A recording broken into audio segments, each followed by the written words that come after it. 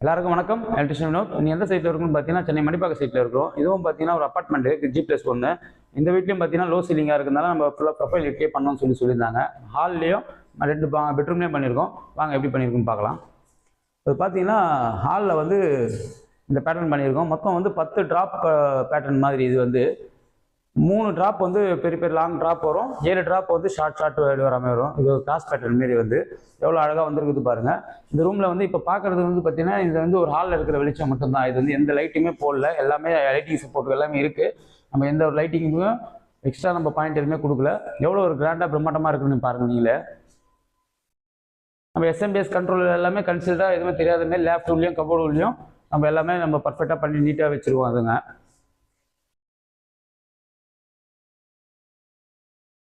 இப்போ வந்து